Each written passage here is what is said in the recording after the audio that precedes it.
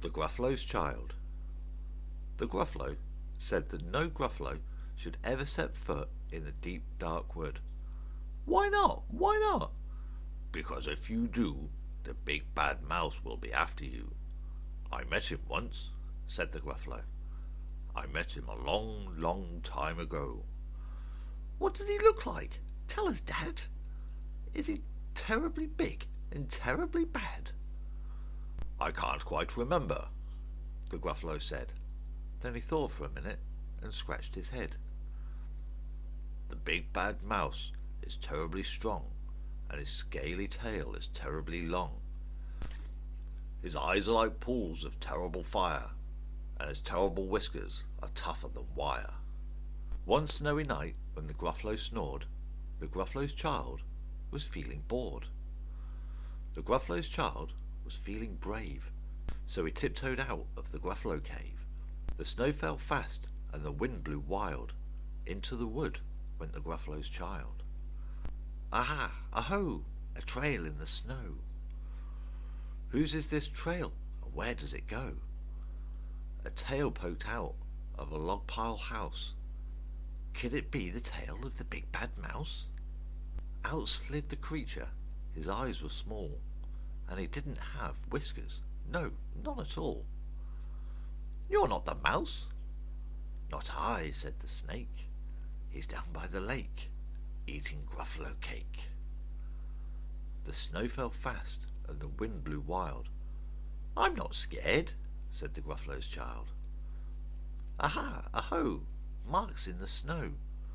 What are these claw marks? Where do they go? Two eyes gleamed out of a treetop house. Could these be the eyes of the big bad mouse? Down flew the creature. His tail was short, and he didn't have whiskers of any sort.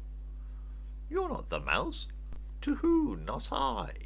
But he's somewhere nearby, eating Gruffalo pie. The snow fell fast, and the wind blew wild.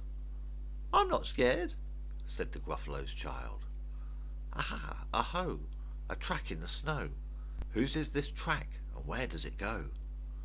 Whiskers at last, and an underground house. Could this be the home of the big bad mouse? Out slunk the creature.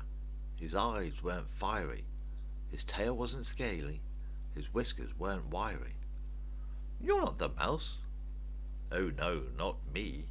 He's under a tree, drinking Gruffalo tea.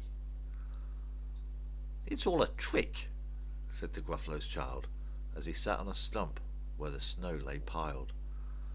I don't believe in the big bad mouse. But here comes a little one, out of his house. Not big, not bad, but a mouse at least. You'll taste as good as a midnight feast. Wait, said the mouse, before you eat, there's a friend of mine that you ought to meet. You let me hop onto a hazel twig, I'll beckon my friend, so bad and big. The Gruffalo's child unclenched her fist. The big bad mouse, so it does exist.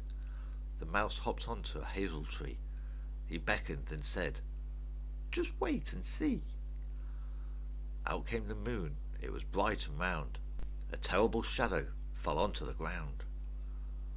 Who is this creature so big, bad and strong? His tail and his whiskers are terribly long. His ears are enormous, and over his shoulder he carries a nut as big as a boulder. The big bad mouse, yelled the Gruffalo's child. The mouse jumped down from the twig and smiled. Aha, aho, prints in the snow. Whose are these footprints? Where do they go? The footprints led to a Gruffalo cave, where the Gruffalo's child was a bit less brave. The Gruffalo's child was a bit less bored, and the Gruffalo snored and snored and snored. The end.